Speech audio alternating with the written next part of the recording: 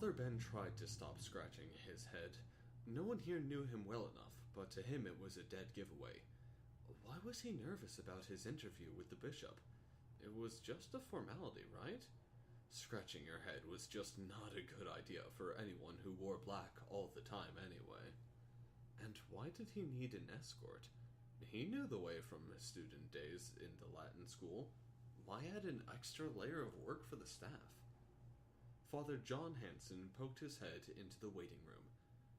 Ben, you're here early. Wait just a minute and I'll be right out.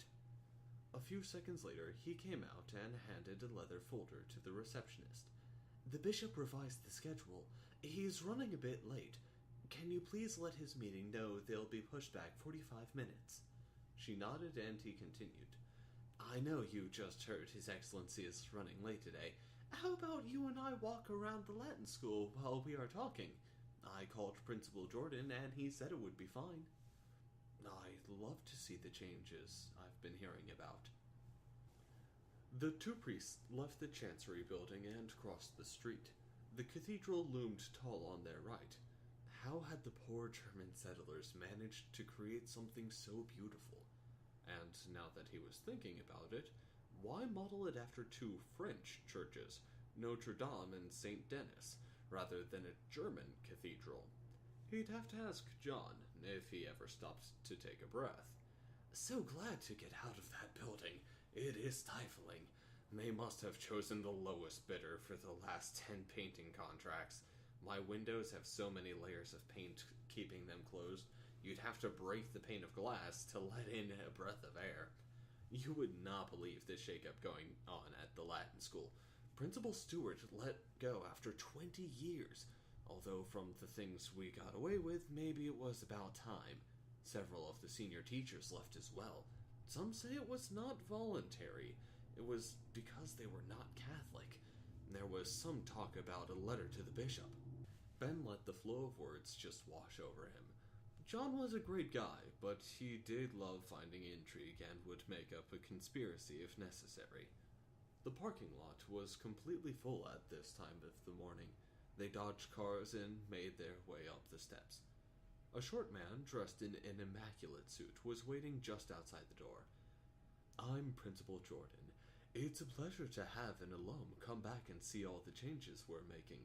His Excellency asked me to create a more Catholic doctrinal school. It's an exciting time in the Latin school. I think you'll be pleased with what you see. He swept them off on a whirlwind tour. Half an hour later, he released them back at the door. It had been interesting, but it seemed like lots of the changes were for change's sake. It would be interesting to see how they all worked out. Thank God for John's kindness, giving him so much to think about that he wasn't worried about the bishop anymore. They crossed back to the Chancery building, up the flight of steps, and back to the receptionist's office. Ben was about to walk right through when John stopped him.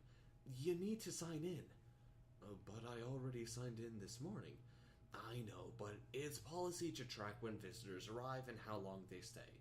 Some efficiency thing or other. Just make sure to sign back out as well. That accomplished, they set off for the bishop's office.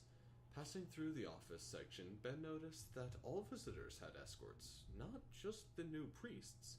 That meant that they did not think him specifically stupid, just wanted everyone taken care of.